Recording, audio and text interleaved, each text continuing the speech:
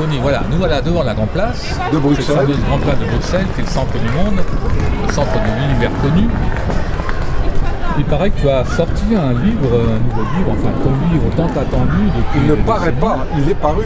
Qui va paraître d'ici dans un mois. Alors, qu'est-ce que tu peux nous en dire, si tu as quelque chose à dire?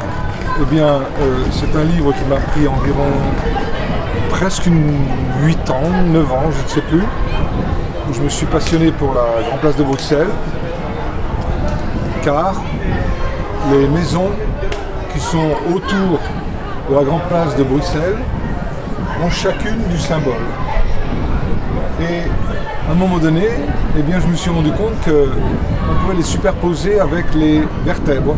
Or, le travail qui a été fait en spagithérapie sur les vertèbres, eh bien, chaque vertèbre correspond à des arcanes, à des lettres hébraïques, à des énergies, à des prises de conscience, plein de choses. Et donc, je me suis amusé, j'ai pris beaucoup de plaisir et je continue à en prendre beaucoup, de voir un décodage, une verbalisation des aspects thérapeutiques en se référant à la Grande Place de Bruxelles. Donc ça va nous donner des verbalisations tout à fait originales, si bien qu'à un moment donné, on se demande si cette Grande Place n'a pas été faite pour des aspects à la fois philosophiques très importants, de philosophie alchimique, gnostique, mais aussi d'aspects thérapeutiques.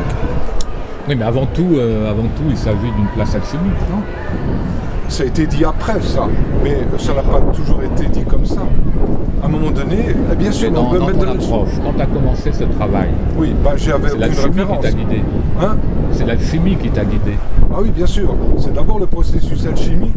Et je tiens à dire que il y a un auteur qui s'appelle Saint-Hilaire, oui, qui avait commencé un travail. Donc, effectivement, tu t'es inspiré de lui. En partie, très en partie, pas du tout de manière complète, parce que il fait un déroulé qui saute de portion de cette maison à portion de cette maison, mais c'est pas un déroulé, je dirais, naturel. Alors que le travail que j'ai vu est beaucoup plus simple. Les bases sont beaucoup plus simples. Je suis parti de la maison de la Tête d'Or, qui est juste ici à côté et qui est la seule, avec la demi-lune qui est à l'exact opposé, qui est la seule maison qui n'est pas restaurée. Et pourtant, avec un nom pareil, ça devrait être le cas. Juste une parenthèse, le symbole de la Tête d'Or, eh bien, il est mis sur la maison d'après, c'est-à-dire sur la maison du renard qu'on a juste en face ici. Si vous regardez au niveau du deuxième étage, au sommet du deuxième étage, on voit le symbole de la Tête d'Or. Ce qui est extraordinaire, c'est que si on part avec la Tête d'Or, on pourrait dire c'est lié à la première cervicale. Atlas, le monde. En arcane du tarot, ça correspond au monde. Et au niveau de cet Atlas, on sait que c'est une vertèbre trouée. On pourrait parler de trou de verre entre la mort et une renaissance. Période intra-utérine, tunnel qu'on voit après la mort, paraît-il, ou au passage. Eh bien, cette vertèbre C1, Atlas, est trouée et elle est posée sur la deuxième vertèbre, Axis. Alors, ramenons ça à Bruxelles, à la Grande Place. On verra que la C1, Atlas, c'est la maison de la Tête d'Or et la deuxième, le renard, eh bien, c'est sur ce renard, la deuxième axis, qui est posée la première cervicale. Ça permet de dire oui, ça permet de dire non, ces deux vertèbres. À partir de ce moment-là, eh bien, on pourrait faire comme une prise de conscience de la croix. Le fait de dire oui, la poutre verticale, le fait de dire non, la poutre horizontale. On peut dire oui grâce à la première cervicale, on peut dire non grâce à la deuxième. Voilà, je suis parti plus ou moins là-dessus et j'ai tout simplement déroulé les vertèbres. Or, les vertèbres, nous avions fait un travail sur le grand œuvre alchimique, vu de manière gnostique. Et à ce moment-là, tout en déroulant, eh bien, énormément de choses correspondaient. Donc, le processus alchimique, on ne peut pas dire qu'il existait auparavant, sauf le travail de Paul de Saint-Hilaire. Mais, de manière globale, c'est un peu comme si on se surélevait de la Grande Place, eh bien, on va voir un ensemble qui a été construit au nom de l'alchimie gnostique. Mais ceux qui ont construit les maisons ne sont pas forcément conscients de ce qu'ils ont fait. Oui, tu veux dire qu'il y avait une force au-delà. Absolument, qui a au-delà de l'au-delà. animé les constructeurs, L'ensemble. une force inconsciente. Voilà. Et là, nous avons des bijoux, des cadeaux qui nous sont donnés. Par exemple, dans le déroulé alchimique, à un moment donné, au début du deuxième œuvre, il est question de retrouver le yin féminin et le yang masculin de l'origine, qui a été perdu. Eh bien, quand on suit tout simplement de la C1, première cervicale, à la quatrième coccygienne, eh bien, à un moment donné, ce qui correspond à ce yin perdu, à ce yang perdu, c'est les deux seules maisons qui ont un prénom humain. La première, c'est Anna, le yin, et la deuxième, c'est Joseph, le yang. Ce couple-là est un couple archétypal parce qu'il n'est pas classique. Donc, si j'ai bien compris, il y a l'alchimie dans la grande place. Mais finalement, c'est quoi l'alchimie? C'est quoi l'alchimie vue dans cette grande place de Bruxelles? On parle souvent de 3 œuvres alchimiques. Est-ce qu'on va les retrouver dans la grande place, par exemple? Ah bon? Alors, alchimie, juste au niveau étymologique, al, le transcendant, Dieu pour certains, on peut l'assimiler au feu secret, c'est-à-dire des sels qui vont apporter du feu. Et chimia, la chimie, c'est plutôt la materia prima, l'assemblage des deux, alchimie, feu secret, materia prima. Qu'est-ce qui se passe chez le chercheur alchimiste? Eh bien, il cherche quel est le composé du feu secret. On va aller très rapidement. C'est tout simplement l'acceptation de ces insolubles.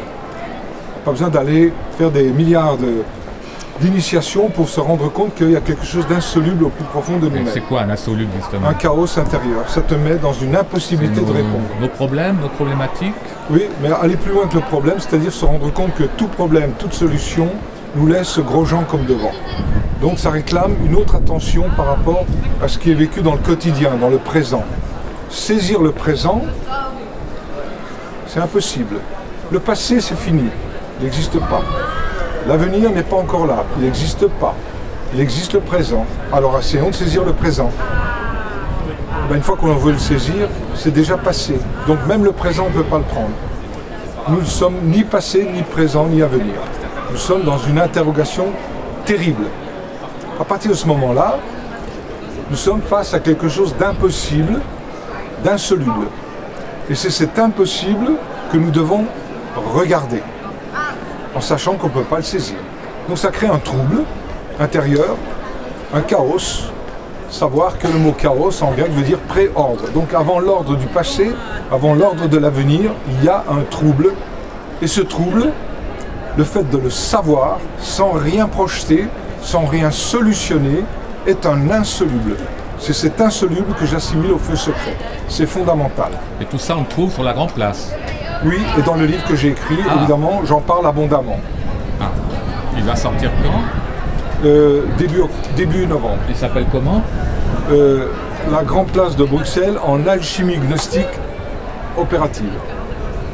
Donc tu parles de... À la fois des processus alchimiques, à la fois des processus ésotériques et à la fois aussi des processus thérapeutiques. Donc du coup, je rejoins ce que tu as dit tout à l'heure. Il est parlé en alchimie de 3 œuvres. L'œuvre au noir, l'œuvre au blanc, l'œuvre au rouge. Et ensuite, on parle aussi des 3 multiplications. Attends, quand tu parles d'œuvre, tu travailles comment? En corps nu, au creuset Ça dépend des méthodes. Avec le petit groupe de pratiquants, eh bien, on est plus dans une voie qu'on qualifie de sèche, la voie des creusets.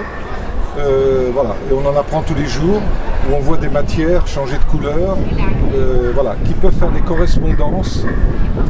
La matière peut faire des correspondances avec des processus philosophiques intérieurs. Mais avant de démarrer le grand œuvre, on va dire, il y a un hors d'œuvre, un pré-œuvre, c'est-à-dire un travail préparatoire. Et tout ça, au niveau du contexte bruxellois, eh bien, c'est tout un parcours qui se fait autour de la Grande Place, c'est-à-dire à l'extérieur des 7 rues qui mène à la Grande Place. Donc avant tout ça, avant de rentrer dans la grande Ah place. oui, oui. Il y a un processus de 33 étapes avant d'entrer dans la Grande Place. Donc tout ça est décrit dans ton livre, par exemple. Bien Je suppose sûr. que c'est un Il y a livre plein assez de écrit, choses il me semble. que j'ai plus souvenir. Depuis 8 ans que j'ai pris des notes. Il y a eu beaucoup d'expériences au niveau laboratoire. Donc tout ça est écrit, effectivement. Je n'ai rien oublié quelque part. Donc maintenant j'ai moins d'éléments à dire parce qu'ils sont écrits, voilà. Mais les 3 œuvres sont décrites. Par exemple, après l'étape préparatoire, en quelques mots, il y a la vision de la place de l'Espagne qui est pratiquement au commencement, avec 6 aspects.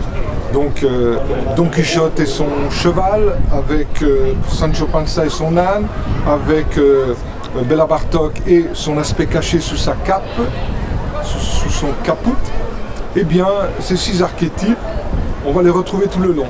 Donc il y a tout un parcours à partir de là. La place et la rue du marché aux herbes qui nous évoquent une certaine réforme alimentaire. Et voilà, on tourne autour, on arrive au Mannequin Peace, qui est vraiment la clé, un peu comme le Sphinx, pour entrer dans la grande pyramide de Khéops. Et donc, on peut démarrer l'entrée dans la Grande Place après être passé par l'église Saint-Nicolas, dans laquelle il y a une indication sur la materia prima, c'est-à-dire les 3 principales chimiques, sel, soufre, mercure. Et les 3 aspects du feu secret, symbolisés par Sainte Barbe, qui va regrouper les 3 matrices, Sophia, Ève, Lilith. Voilà. Nous avons les 6 aspects. Souvenez-vous, on a parlé tout à l'heure de ces 6 aspects déjà au niveau de la place d'Espagne. Donc on retrouve cette structure sextuple le long du processus. Lorsque nous entrons dans la Grande Place, on entre par la rue du Pot au beurre. À droite, nous aurons le roi d'Espagne, qui est Mars, le fer. Et à gauche, nous aurons Notre-Dame de Paix, qui est le dragon, ou plutôt la dragonne. Juste une petite parenthèse, au niveau numérologique, le mot dragonne vaut 78. 7 et 8, ça fait 15. Dans le tarot, c'est le diable, c'est-à-dire incarné. Mais 78, c'est aussi le nombre d'arcanes du tarot. 22 arcanes majeurs et 56 arcanes mineurs. Ça fait 78. Un peu comme si le jeu de tarot à 78 cartes pouvait être en rapport avec la dragonne, la materia. Ce que nous allons faire, dans un premier temps, c'est remonter les 7 maisons que vous avez juste ici, depuis le roi d'Espagne jusqu'à la maison de la Tête d'Or. Il y a 7 maisons qui vont correspondre dans notre travail aux 7 jours de la semaine, aux 7 planètes, aux 7 métaux. Donc, nous entrons dans la Grande Place par la rue qui va passer entre Notre-Dame de Paix, c'est-à-dire la dragonne, et le roi d'Espagne, c'est-à-dire Saint-Michel, le fer. Avant de mettre en relation ces 2 matières, materia prima, et une préparation d'un des aspects de la materia prima, notamment à travers le fer, eh bien, il va y avoir toute une remontée des 7 maisons jusqu'à la maison de la Tête d'Or, et puis on revient en arrière. Et là, nous avons préparé ce qu'on appelle un électrum céleste. La rue du Pot au beurre, c'est un électrum terrestre. Et là, on peut commencer le grand tour. Donc ici, ce qu'on appelle l'œuvre au noir concerne 24 maisons. C'est-à-dire de la Tête d'Or, qu'on ne voit pas. Il y a les 7 maisons jusqu'au roi d'Espagne. Ensuite, nous avons le déroulé de Notre-Dame de Paix jusqu'au Aume. C'est là où on coupe la tête au corbeau. Nous entrons dans la maison du roi. Et là, il y a des figures aussi. 7 figures. Et on continue jusqu'à cette magnifique maison qui est la Chaloupe d'Or. La Chaloupe d'Or, juste une petite parenthèse, correspondance avec la vertèbre 5, lombaire, la 5e vertèbre lombaire, clos l'œuvre noire. C'est-à-dire tout un travail sur la généalogie, c'est-à-dire l'œuvre noire. C'est là où se termine le premier œuvre. Alors ce qui concerne le deuxième œuvre, c'est-à-dire un travail qui n'est plus simplement sur la généalogie, mais sur quelque chose de plus raffiné, de plus subtil, qui est le deuxième œuvre, c'est-à-dire sur la psychogénéalogie. C'est un autre train de mémoire. Et entre la généalogie, l'œuvre au noir, et la psychogénéalogie, œuvre au blanc, il y a une maison qui fait le passage, qui est la maison de l'ange. L'ange, ça veut dire l'aspect subtil. Nous allons entrer dans les sublimations. Et là, ça démarre avec la maison de Anna, la maison de Joseph, la maison du cerf, qui va devenir aussi la maison du cerf-volant. Nous avons ces trois maisons à droite de la chaloupe d'or. On traverse la rue de la Colline et là commencent les sublimations et qui vont se terminer au niveau du moulin avant en tant que 9e aspect, et le 10e qui finalise, c'est la fortune, la maison de la fortune, qui va correspondre d'ailleurs à l'arcane 10, la roue de fortune. Là, il y a une étape intermédiaire qui est symbolisée par l'ermitage, et ensuite on démarre le 3e œuvre, un travail sur la biopsychogénéalogie, l'œuvre au rouge, la coction, qui commence avec la renommée que nous voyons là-bas, qui lance les sons de sa trompette sur tout ce qui s'est passé auparavant, c'est-à-dire l'œuvre au noir et l'œuvre au blanc. Là, on va plus loin. On entre dans un aspect feu. L'œuvre au noir, c'est un aspect ténèbres. L'œuvre au blanc, c'est un aspect lumière. Nous entrons dans le feu par la renommée. À partir de ce moment-là, nous aurons les maisons jusqu'à l'étoile, qui est l'œuvre au rouge, qui va nous donner une pierre qui ne transmute pas, mais qui a toutes les apparences. Notre œuvre au blanc, l'aspect psychique, démarre après l'ange et avec Anna et Joseph. Et ensuite, ça continue jusqu'à l'ermitage qui finalise ce deuxième œuvre. Et le 3e œuvre démarre avec la renommée que nous voyons en face. Nous avons une maison très particulière qui s'appelle la maison de l'Alcembert. C'est un peu l'aspect rock'n'roll, la remontée des temps philosophiques. Et à partir de là, nous allons avoir 6 demeures. Et ces 6 demeures, eh bien, concernent l'œuvre au rouge, la coction, la biopsychogénéalogie. Et nous finalisons à cette maison de l'étoile qui n'a pas de rez-de-chaussée, qui correspond, ces 6 maisons correspondent à l'état d'inflation. L'état de contraction, là on remonte le temps jusqu'à l'origine. L'état de contraction, c'est tout simplement la petite guérite qui est au pied de l'hôtel de ville. À partir de ce moment-là, nous entrons dans les 3 multiplications qui sont symbolisées à l'intérieur de l'hôtel de ville, qui est la réalisation de la pierre philosophale transmutatoire, qui elle percute dans un avant-espace-temps, dans un hors-espace-temps plutôt. Et de là, nous retournons au Mannequin Peace. Le processus est terminé. Donc cette guérite correspond à l'étape de contraction entre 10 moins 43 secondes et 10 moins 38 secondes. Donc des 6 premiers milliardièmes de temps dès le départ de l'espace-temps. Tout ce que je viens de vous dire en un petit résumé est abondamment expliqué dans le livre dont nous parlions tout à l'heure, donc la grande place de Bruxelles en alchimie gnostique opérative. Voilà.